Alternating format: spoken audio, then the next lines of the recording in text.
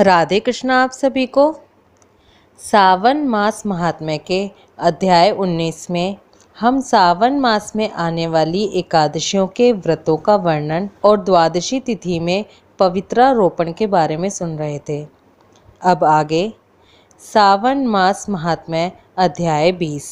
ईश्वर बोले, हे सनत कुमार, अब मैं आपके समक्ष त्रयोदशी तिथि का कृत्य कहता हूँ।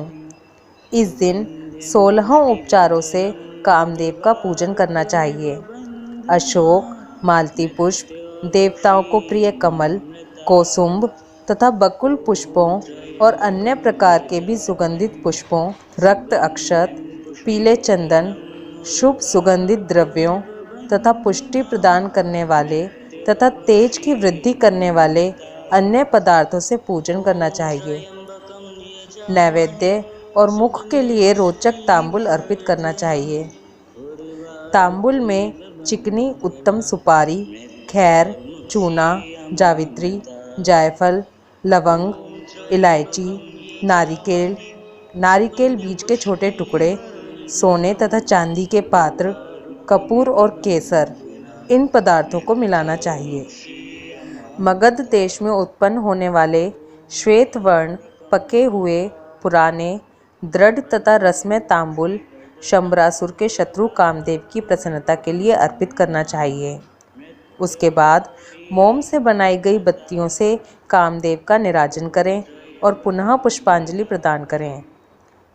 इसके बाद उनके नामों से प्रार्थना करें, जो इस प्रकार से हैं। समस्त उपमानों में सुंदर तथा भगवान का पुत्र प्रद्युम्न, मीनकेतन, कंदर्प, अनंग, मनमथ, मार, कामात्म संभूत, झषकेतु और मनोभव, कस्तूरी से सुशोभित, जिनका वक्षस्थल आलिंगन के चिन्हों से अलंकृत है।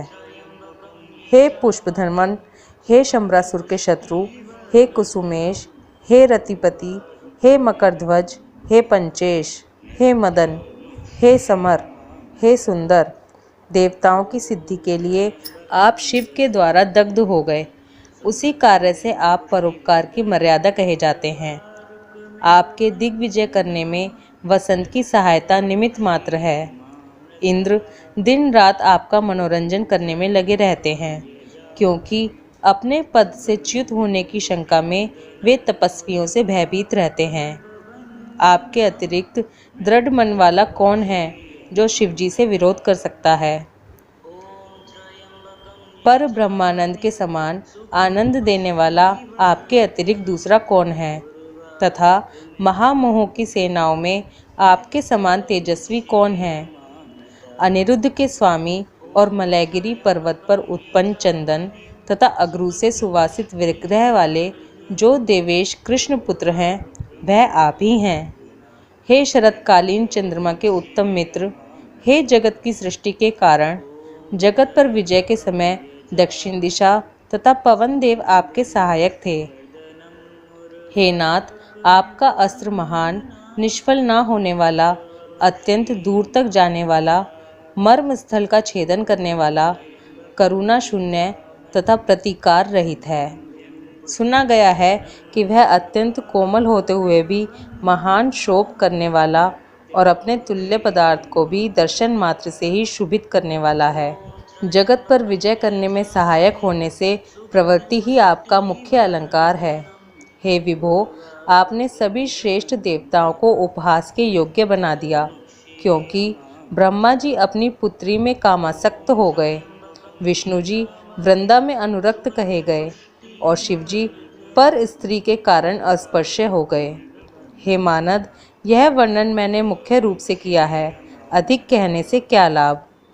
इस श्लोक में अपने वश में रहने वाले ब्राह्मण विरले हैं, अतः हे भगवान, इस की गई पूजा से आप प्रसन्न हो। श्रावण मास में शुक्ल पक्ष की त्रयोदशी तिथि के दिन पूजा करके कामदेव प्रवृत्ति मार्ग के विषयासक्त व्यक्ति को अत्यधिक पराक्रम तथा शक्ति करते हैं और निवृत्ति मार्ग में संलग्न व्यक्ति से अपने विकार को हर लेते हैं। श्रावण मास में शुक्ल पक्ष की त्रयोदशी तिथि में अपनी पूजा के द्वारा संतुष्ट होकर ये कामदेव सकाम पुरुष को अनेक प्रकार के अलंकारों से भूषित तथा मनोरम स्त्रियां प्रदान करते हैं और दीर्घजीवी, गुणों से संपन्न, सुख देने वाले तथा श्रेष्ठ वंश परंपरा वाले अनेक पुत्र देते हैं। हे मानद, त्रयोदशी तिथि का जो शुभ कृत्य है उसे मैंने कह दिया। अब चतुर्दशी तिथि में जो करना चाहिए उसे सुनिए। अष्टमी को देवी का पवित्रारोपण करने को मैंने आपसे कहा है। वह यदि उस दिन ना किया गया हो तो चतुर्दशी के दिन पवित्रक धारण कराएं। चतुर्दशी तिथि को त्रिनेत्र शिव को पवित्रक अर्पण करना चाहिए। इसमें पवित्रक धारण कराने की विधि देवी तथा विष्णु जी की पवित्रक विधि के समान ही है। केवल प्रार्थना तथा नाम आदि में अंतर कर लेना चाहिए। शैव, आगम तथा जाबाल आदि ग्रंथों में इसकी जो विधि है उसी को मैंने कहा है। विकल्प से इसमें जो कुछ विशेष है उसे मैं आपको बताता हूँ। 11 या 48 या 50 तारों का समान ग्रंथि तथा समान अंतराल वाला पवित्रक बनाना चाहिए। पवित्रक 12 अंगुल के प्रमाण के, 8 अंगुल के प्रमाण के, 4 अंगुल प्रमाण के या पूजित शिवलिंग के विस्तार के प्रभाव वाले बनाकर शिवजी की प्रसन्नता के लिए अर्पण कर देने चाहिए। विधि पहले बताई गई है, फल आदि पहले कहे जा चुके हैं। जो इस व्रत को करता है वह कैलाश लोक प्राप्त करता है। हे वत्स, मैंने यह सब आपसे कह दिया, अब आप और क्या सुनना चाहते हैं? इस प्रकार श्री स्कंद पुराण के अंतर्गत ईश्वर सनत कुमार संवाद में श्रावण मास महात्म्य में त्रयोदशी चतुर्दशी कर्तव्य कथन नामक 20वां अध्याय पूर्ण हुआ। हर हर महादेव।